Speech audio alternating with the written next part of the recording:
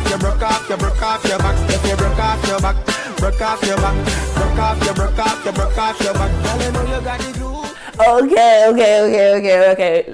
Okay. So, if you're wondering where all this energy come from, I just got 10K subscribers, bruh. So, I'm in this like 10K energy. This is Janey 2.0. This is Janey with the 10K. This is Janey who, is about to give you some.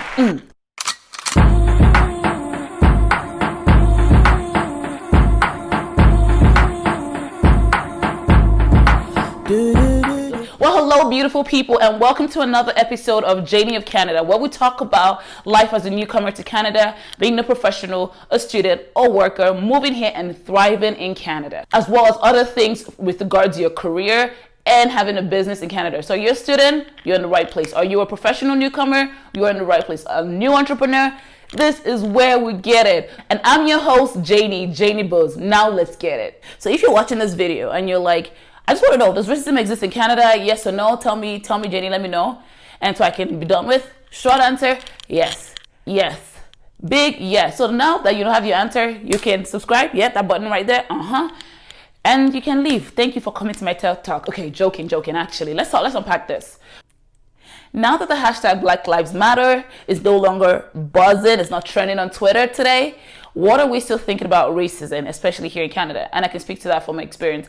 It actually is perfect timing because I've been meaning to do this video for the longest time and thinking of how to approach it, what context to come from. And then I saw a comment from a subscriber, Cameron, who says, on my video, top 10 things about every international student coming to Canada should know, he said, tell the people the real truth about racism.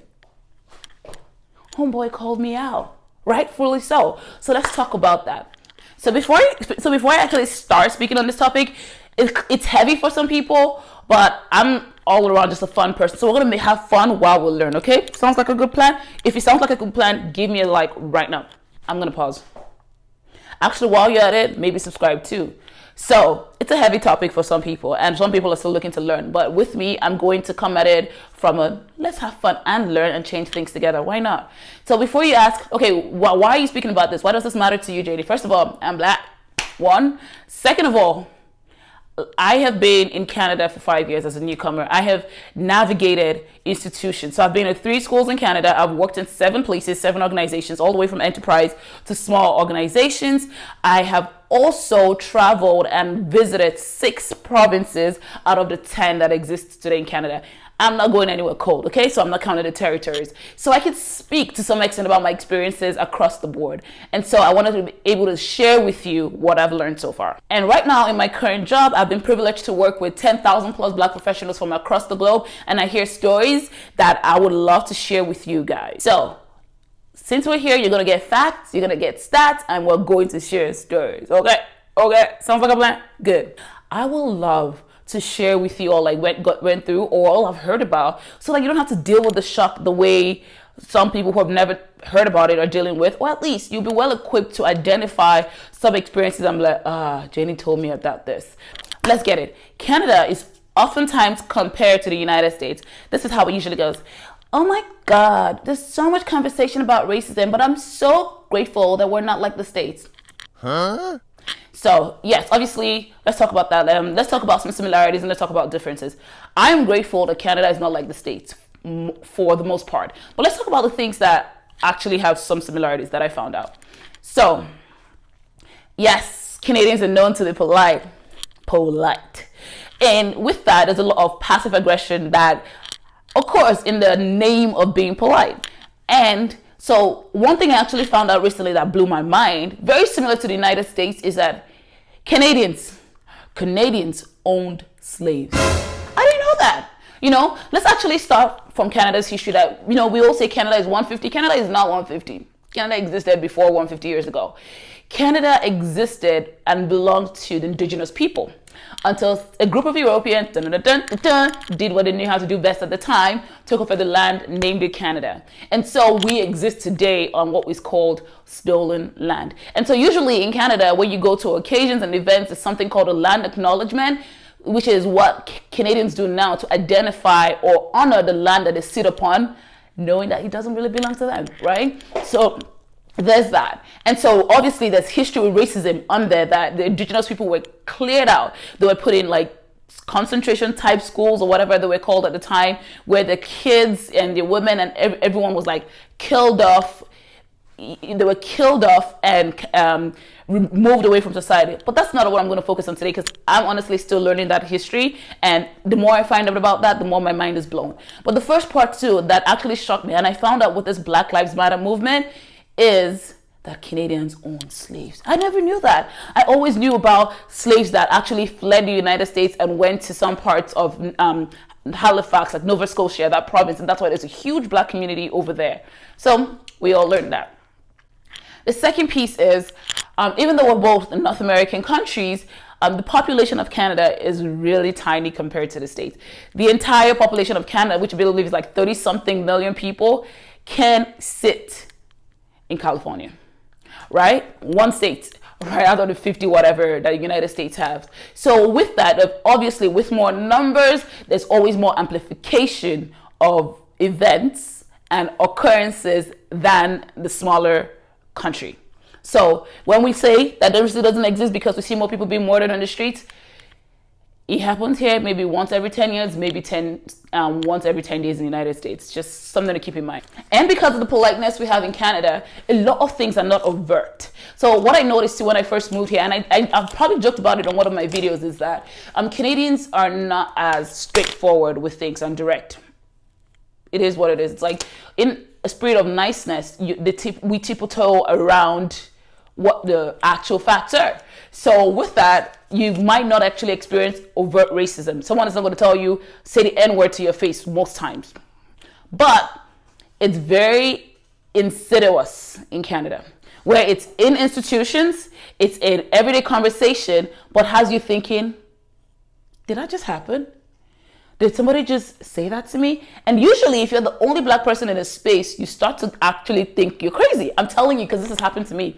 And I was actually sharing with a friend of mine, a senior leader at Salesforce this weekend. She's like, oh my God, Janey, you got to read the memo, because a lot of Black folks, especially Black women, have that thought when something happens, like, is this normal or is this racist? Like, you start to process it, right? But those things happen. So let me share some things with you. And I will also start by saying that a lot of Africans and newcomers, I can say Africans now because I am one, but also I actually spend, sorry, excuse me, I don't know what's my eye. I actually spend a lot of time in the African community here, is we don't also understand completely the history of racism. And that's okay, because think about it, from being West African, I understood the part of racism where the Europeans came and took forefathers from our land. So I saw things like, when I was in secondary school, high school, I would go on excursions and they would show like slave museums and the kind of chains they held people at and the point of departure where they took people from and they kept them for days, and how, like, you get that part of the history. But what we never really saw or understood completely was the years of torture and oppression and slavery that happened when our forefathers had to work farms. And people say, oh well, that was 400 years ago, like we need to get over it. Think about it. Imagine your father's father growing up in a space where he couldn't see anything other than that oppression for him, raising children in that, children raising children in that, and onwards. There's no way we're not going to deal with the oppression that exists and the feeling that exists today. But even on the flip side, think about it, the communities and the institutions that were started in those times were not to benefit the slaves or the Africans whose forefathers were taken. It was to benefit the slave traders in the European community. So the institutions and systems we have today are not supposed to benefit people who look like me. It's just the way it was created. No fault of the people who exist in those systems today. But what we say then is you need to actually think about the privilege you have. And again, you have to check your privilege, because as an African newcomer, I have a lot of privilege.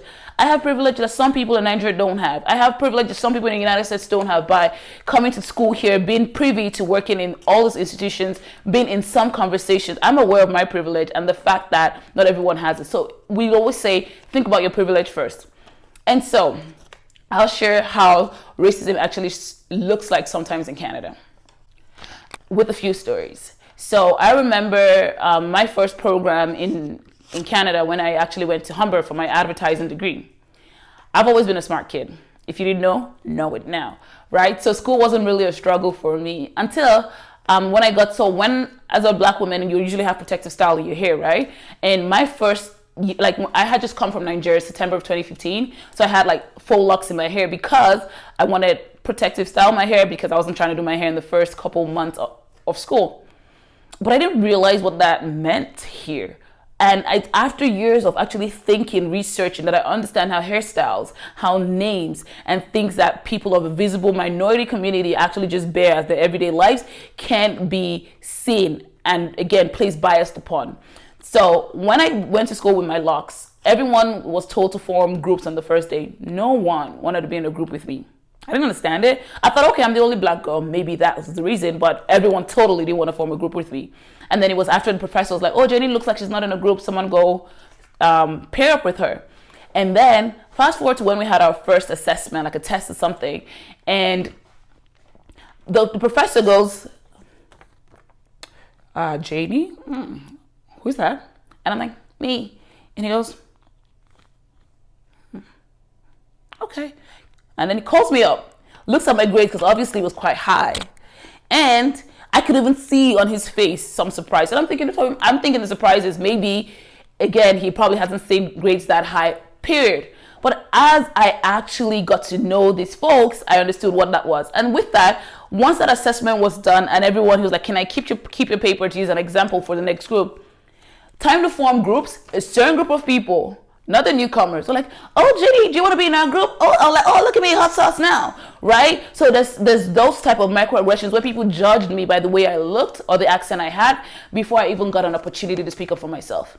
Mind you, in that same program, another professor, so there's things like how we pronounce words. With all my grades and everything, I would be in a presentation and be saying something. And I think I remember saying the word Regina, which is actually someone's name. And then someone corrected me in the middle of my presentation to say, oh, Janey, it's Regina. And I was like, no, I'm actually saying the name Regina. And the professor's like, oh, don't argue. Go to the English center if you need to improve your English. That happened. Or is it when another professor who was the head of the program knows my track record in the fact of my grade history, saw that I got into a prestigious university for my master's program, was like, you got into Queens? Oh, right? Those are subtle ways. We call them microaggressions that racism looks like in Canada. It is things like, your last name is Bazoba. Is there any other thing I can call you? Like, is there any other name I could call you? Microaggression. Oh, your English is so good. Where did you learn that? Microaggression. And I'll explain the difference. Looking for an apartment. I literally was almost, I would say homeless because I had to couch surf for like 6-7 months. And people wouldn't give me an apartment. I was applying for homes like I was applying to a job. And then I had friends who were going to the same program and would get her house like this. And they didn't need to give up anything. I was literally including my resumes, credit history. I'll talk about my credit history and the importance of looking professional on paper in another video. I was giving everything. I was even writing a letter to landlords. And then people would be so good and cordial. They'd literally tell me, oh, when you come, just bring the documents, and I would sign the paper, and then we'll see me. And then we're like, okay, sure, leave this with me and I'll call you. And then you never hear back from them. Or you actually find out and be like, hey, what's going on? Like, well, I really liked you. I loved your personality. I wish you all the best in your journey. But I found someone else that, just has more of a rental history or something. Right? Because again, we're Canadians, passive aggressive. We don't tell you anything, right? I literally had a professor also mark my grades down one time. And I went to the professor and like, is there a reason why this happened? And we're like, I don't know. And just couldn't answer me, right? It's being the smartest kid in class and being one of the last ones to get an internship, right? It's going to a pitchy competition and no one understanding the heck what your business is or even trying to get you funding or assistance. It is having to be twice as good to be half listened to. That is what racism looks like in Canada, for me at least. And so it doesn't affect everyone. Yeah, obviously there's the intersectionality of being a woman, because it's hard to be a woman in certain industries, but also to be a black woman. So there's something we call the double bias against black women, for instance.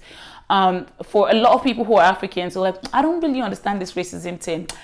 I don't understand it. It's not coming across to me like, I've always been black. Like, I don't understand what people are saying there's racism here. And I get it. And I think I'm very privileged to grow up as an African and move here because I was very grounded in who I am before I moved to Canada, right? I knew I'm a black woman, even though not black. I knew I was a woman from Africa who was black and strong. I had parents in the house. I had parents who were educated, who understand the ethics of work. There's times when I remember, actually, funny story, I went to a party with some co-workers, and this one guy was trying to relate to me. And he said, and I talked to him about like my experience in my business school, where it was all very wide, conversations were over my head. We're talking about yachts and mansions and things I couldn't relate to.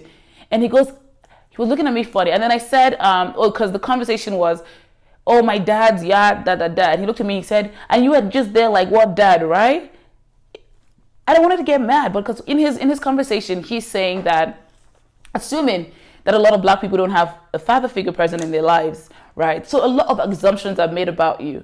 But again, to the conversation about Africans in Canada, I'd say understand your privilege. Understand that for some people who grew up in North America black, it is a painful situation. It's a system that they've been involved with as a kid. You're going to have kids here. I'm going to have kids here, and I worry about their future. I worry about people actually abusing them and being racist to them on the streets as young kids. I worry about my kids drugging. I worry about my husband drugging right now. Like, things like that is a scary reality in North America. And I just want to prep you to say, so you're not at least shocked, you look out for it. When you go to interviews, it's totally okay as a black person to find another black person or somebody who you know isn't a strong ally and ask them what the culture really is before you get there. So at least you're prepared. It's very important to find a mentor. It's very important to have a community. I'm not saying only stay in your black community, but also spread your wings out to other communities. I have South Asian friends. I have friends who are Spanish. I have friends all over, because it's very important to come with a diverse mindset, because you always bring more to the table.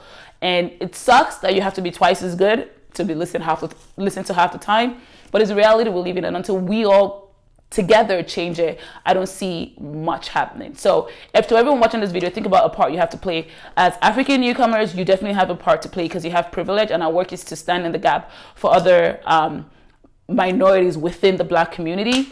And so check your privilege, do some research, learn a little bit more about racism. I mean, it's tough to have to put that burden on you, but it's definitely worth the work. And with that, if you're an ally watching this video and like, oh my God, I probably have to reflect on when I've been racist, when I've touched my friend's hair without asking her. That's happened a lot of times. I'd say reflect on it, but don't be downtrodden. Like, don't, oh my God, I've messed up. No, it's like, we're human beings, we make mistakes. So now let's think about how we can together move the needle for other people, how you can create space, how you can stand in the gap, how you can be a true ally. If you're a black professional here in Canada, I work for a company called BPTN, Black Professionals in Tech Network. I'll say join that network. You can have access to job opportunities, access to mentorship and skills building. If you're looking to do your interview prep, or you need someone to look at your resume, reach out to me on jdboost.com, and we can have a one-on-one coaching service where I can help you, walk you through how to actually stand out as a minority, because I definitely believe that underrepresented just only means underestimated, and the sky is our stepping stone. With that, thank you so much for watching. As usual, if you like this video, please give it a like. If you love it, please subscribe, because I want to get to 15K and 20K with you, and I'm so blessed to share this journey with you. Till next time, take care.